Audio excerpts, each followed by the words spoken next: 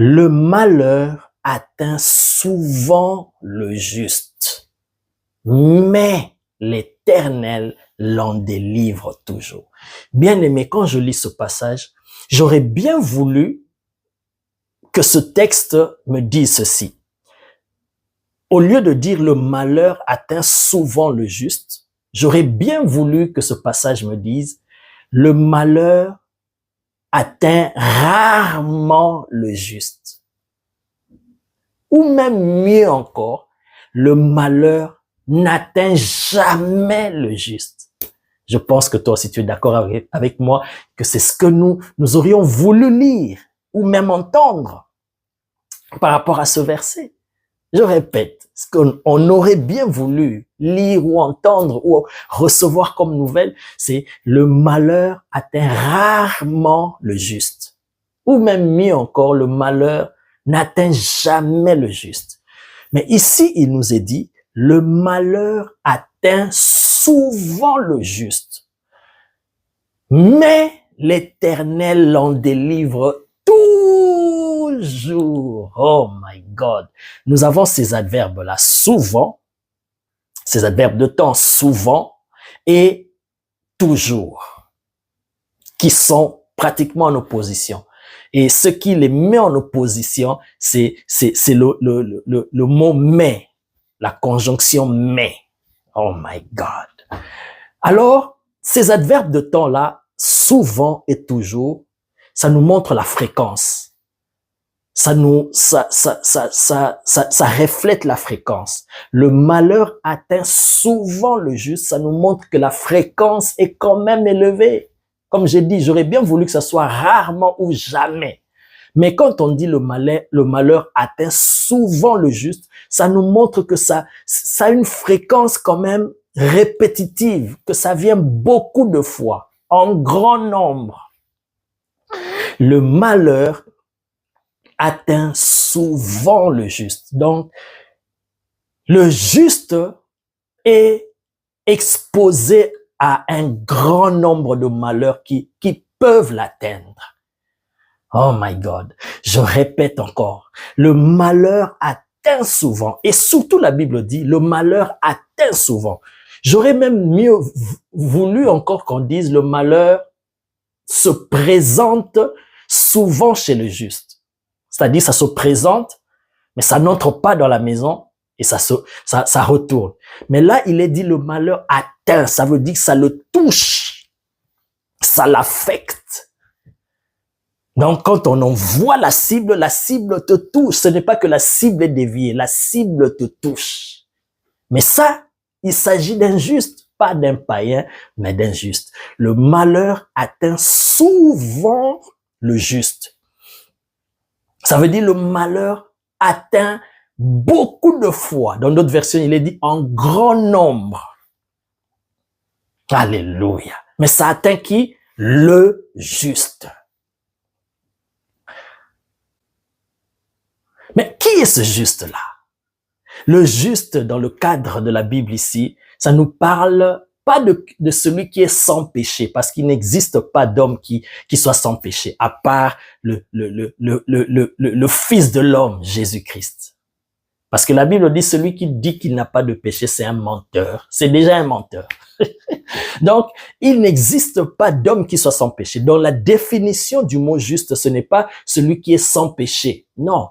Le juste, quand la Bible parle du juste, c'est celui qui a été justifié par le juste. Parce qu'il n'y a qu'un seul qui soit juste, c'est Jésus-Christ, la Bible le dit. Le juste, c'est lui le juste.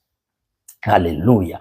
Alors, quiconque croit en Jésus, quiconque reçoit Jésus dans sa vie comme Seigneur et Sauveur, et il lui donne sa vie, alors cette personne-là est justifiée par Jésus-Christ le juste. Ainsi donc, cette personne devient juste aux yeux de Dieu. Même s'il avait commis des péchés, ses péchés sont effacés et Dieu ne s'en rappelle plus. Même s'il lui arrive, après qu'il soit devenu enfant de Dieu, après qu'il soit né de nouveau, même s'il lui arrive de trébucher ou de commettre un péché, cela ne lui enlève pas le statut de juste. Il reste toujours juste aux yeux de Dieu. C'est juste une tâche qui est venue qu'il peut confesser et réparer et il continue sa marche.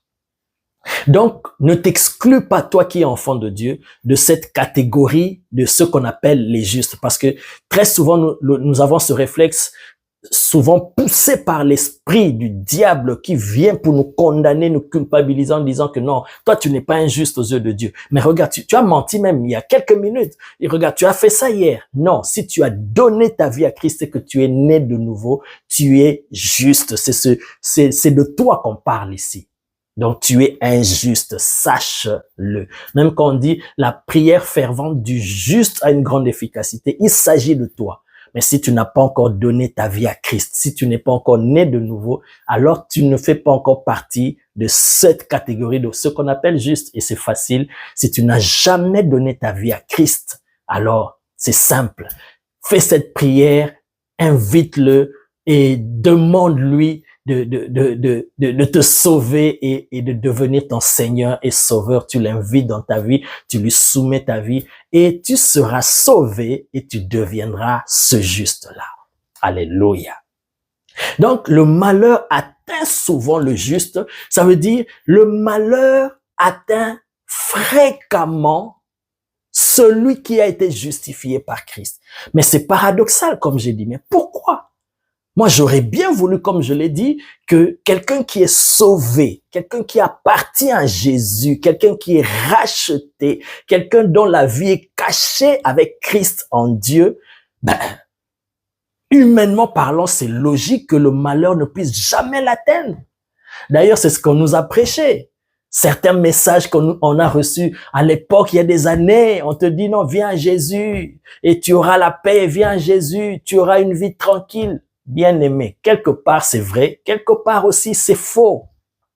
Parce que suivre Jésus, bien-aimé, ce n'est pas une vie tranquille où tu croises les bras, tu n'auras pas de combat. Non, c'est faux. Au contraire, comme je l'ai dit dans un des messages récemment, quand tu donnes ta vie à Christ, que tu le veuilles ou pas, que tu en sois conscient ou pas, tu es directement engagé dans une guerre spirituelle. Parce que le diable considère que tu étais dans son camp, tu lui appartenais, et en étant sauvé, Christ te l'a arraché entre ses mains. Et il estime que tu lui appartiens et il va tout faire pour te récupérer. Donc, aussi longtemps que tu seras en vie sur cette terre, le diable ne te laissera jamais tranquille, il te fera la guerre. Voilà pourquoi le malheur atteint souvent le juste. Oui, parce que le diable ne laissera jamais un juste mener sa vie tranquille. Il fera tout pour le déstabiliser afin de le ramener dans son camp. Le malheur atteint souvent le juste. Donc le juste, il passera par des temps compliqués et c'est très souvent, pas rarement, pas de temps en temps, mais c'est souvent. Ah, bien-aimé, comprenons ceci.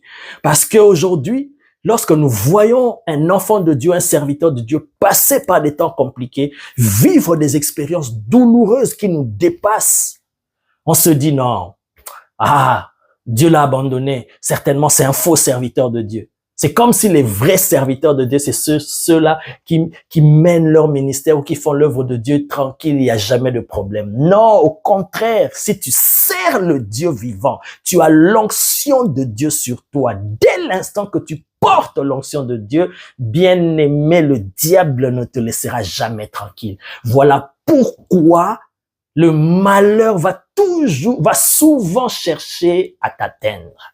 Alléluia. Mais la bonne nouvelle, le malheur atteint souvent le juste, mais, j'aime ce mot mais. Ce mot mais là, ça annule ou ça casse ce qui a été dit avant. Parce que ça apporte quelque chose de plus meilleur que ce qui était avant. Mais l'Éternel l'en délivre toujours. Donc, quels que soient les malheurs qui peuvent atteindre un juste, quelles que soient les difficultés qui peuvent atteindre un juste, La bonne nouvelle. Ah! Et la chose à laquelle il faut s'accrocher, sache que l'Éternel te délivrera toujours. Toujours. Ça, la fréquence, elle est permanente.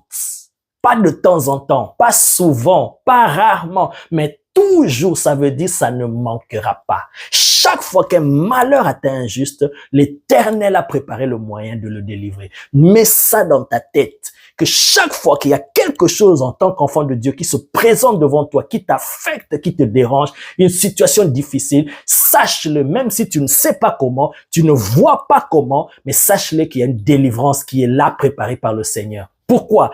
Parce que le malheur atteint souvent le juste, mais l'Éternel l'en délivre toujours. Ça veut dire sa délivrance ne manquera jamais. Ah oui.